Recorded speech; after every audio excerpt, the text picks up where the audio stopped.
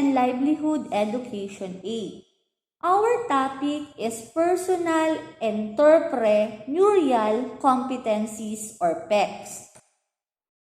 But before we proceed to our lesson, let us know first what is entrepreneurs means.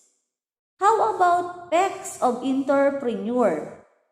Did you go to our public market? What do you observe the vendors doing every day? So now, let us proceed to our lesson.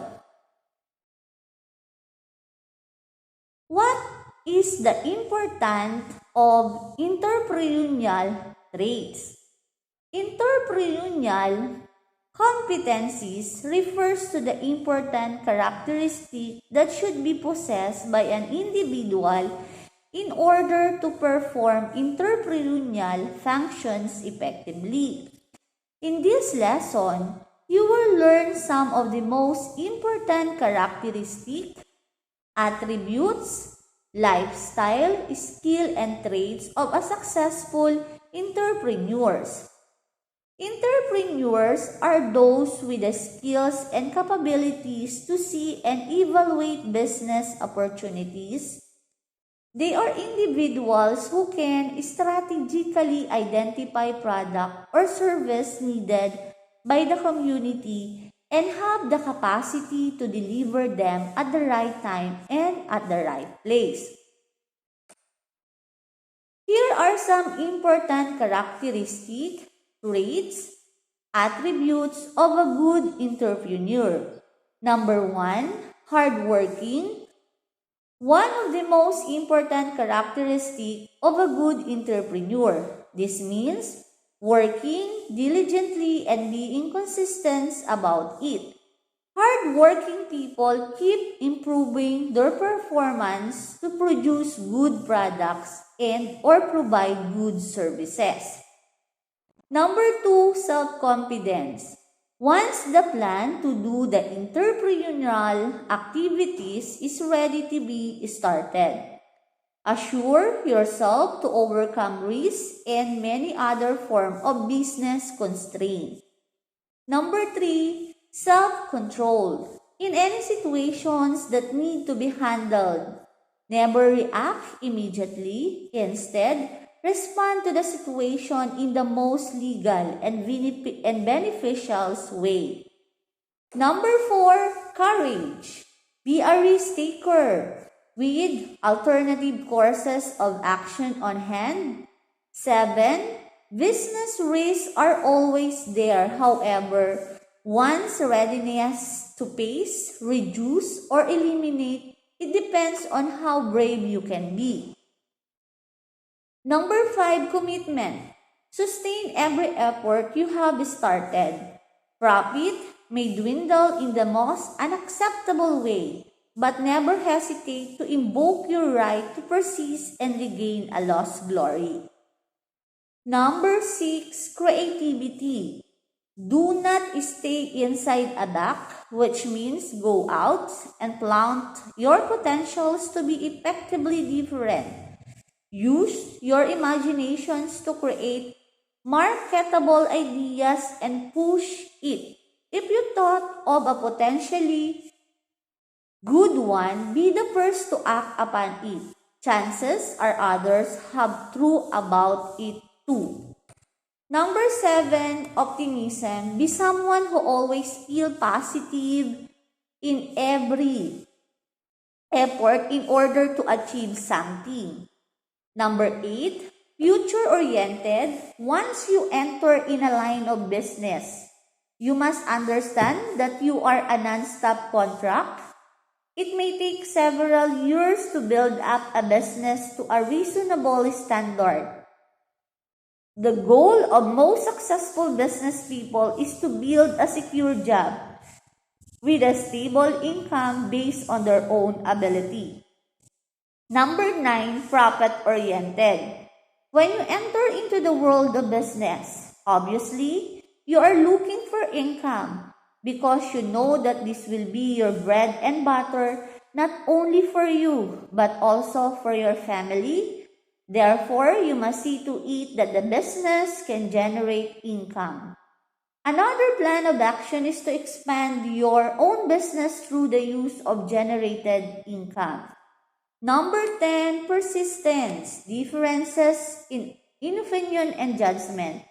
Your opponent can be a part of the rejection on what you intend to do for your endeavor. As an entrepreneur, you must be firm, strong-willed, and stick or follow what you believe is the best.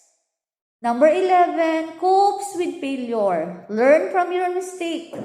As an entrepreneur, you must learn how to deal with the frustrations and failure. Instead, turn this into productive learning experience.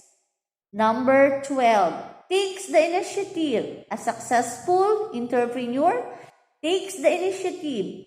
You must put yourself in a position where you personally are responsible for the failure or success of your business.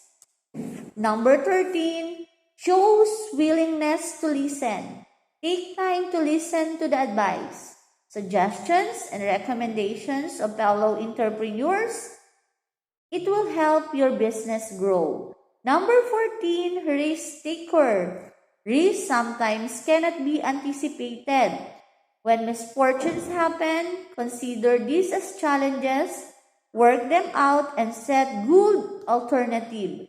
This may result to loss of your business or even bankruptcy. Number 14, reliable and has integrity. An entrepreneur must build a good reputation and possesses the courage to do the right thing. Do what you say, walk your talk, be loyal, and be fair in dealing with the subordinate and customer. Number 15, set your own standard. This involves developing and using logical, step-by-step plan to reach the goal, offering evaluations, alternatives, monitoring progress, and switching to successful strategies. To be a successful entrepreneur, you must take into consideration the sales and production depend on your own standard. Number 16, information seeking. Information seeking is the process or activity of attempting to obtain information in both human and technological contexts. Number 17, well-defined values. Be precise. Be precise in your principles or standards. Goals quoted with well-defined values provide guidance to what your business must achieve with reduced inconvenience. Number 18, high energy level. Competitive entrepreneurs are fueled to succeed. Passion in the endeavor is an energy enhancer. Success in business comes from being passionately energetic. Number 19, leadership ability. Guides, direct, and influence people according to what benefits the business. People and the many ways you may live them can spell success or failure of your business.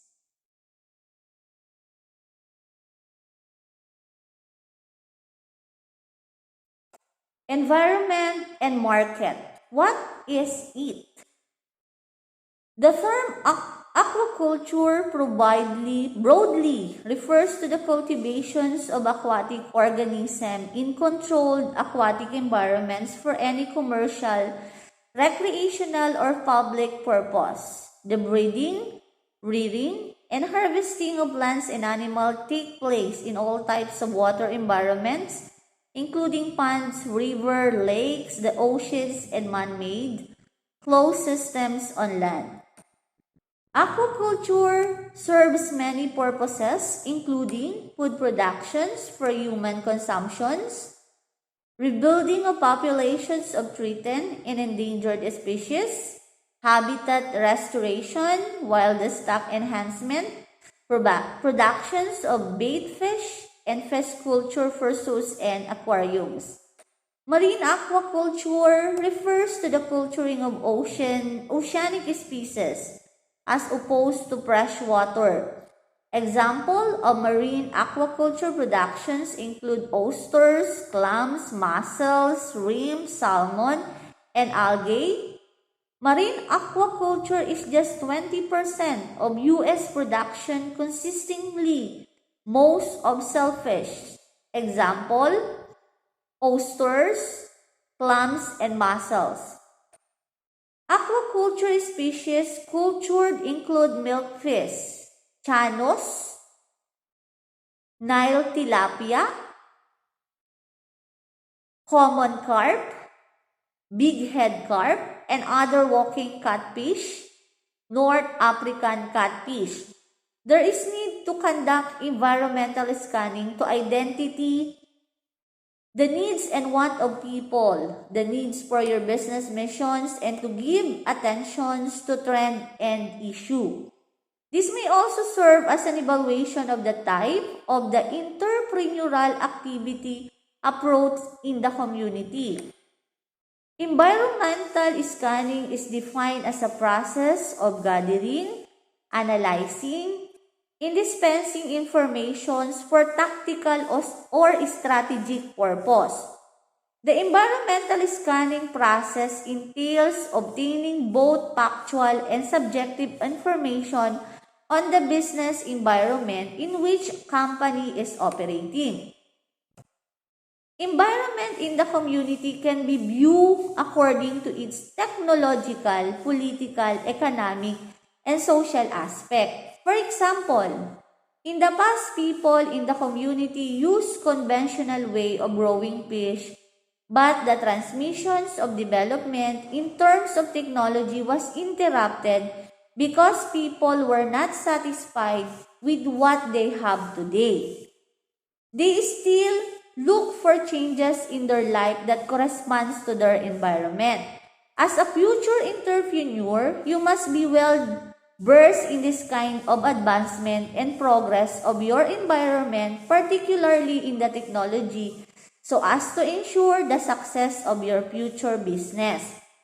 Always think of something new, something novel, authentic, reinvent the existing ones, and create your new versions of goods, products, and services. For instance, your own fish farm uses conventional method on growing aquatic product, while in the other fish farm, organic fish adopting organic method are raised. This kind of changes being made will affect the existing principles in business and industries that can be easily adapted to the change in producing the products, services to meet the needs and wants of people in the community. However, people have different concepts of needs and wants. Needs in business are important things that every individual cannot do without in a society. These include basic commodities for consumption, clothing and other personal belongings, shelter, sanitation and health, education and relaxation. Basic needs are essential to every individual so she may be able to live with dignity and pride in the community of people. This need can obviously help you generate business ideas. Wants are desire, luxury, and extravagance that signify wealth and an expensive way of living. Wants or desire are considered above the basic necessities of life. Some examples are the eagerness or the passions of every individual, which are not basic needs like fashion, accessories, shoes, clothes, traveling around the world, eating in exclusive restaurants, watching movies, concerts, plays, having luxurious car, wearing an expensive jewelries, perfumes, living in impressive homes, and other. Needs and wants of people are the basic indicators of the kind of business that you may engage in because it can serve as the measure of your success. To summarize product development, entirely depends on the needs and want of the customers. Generating ideas for business. Here are some ways but which you may generate possible ideas for business. Number 1, examine the existing goods and services. Are you satisfied with the product? What do other people who use the product say about it? How can it be improved? There are many ways of improving a product, from the way it is made to the way it is packed and sold. You can also improve the material used in crafting the product. In addition, you may introduce new way of using it to make it more useful and adaptable to the customer many needs. When you are improving the product or enhancing it, you are doing an innovation. You can also do an invention by introducing an entirely new product to replace the old one. Business idea may also be generated by examining what goods and services are sold outside the community. Very often, this product can still be enhanced or improved. Number 2, examine how the needs are being satisfied. Needs for the product and services are referred to as a market demands. To satisfy this need is to supply the product and services that meet the demands of the market. The term market refers to whoever will use or buy the product or service. This may be people or institutions such as other business, establishment, organizations, or government agency. There is a very good business opportunity when there is absolutely no supply to a pressing market demand. Business or industry in the locality also have needs for goods and services. Their needs for raw materials, maintenance, and other services such as selling and distributions are good sources of ideas for business. Number 4, examine the available resources around you. Observe what material or skills are available in abundance in your area. A business can be started out of available raw materials by selling them in a raw form and by processing and manufacturing them into finished product. For example, in a fresh fish, it can be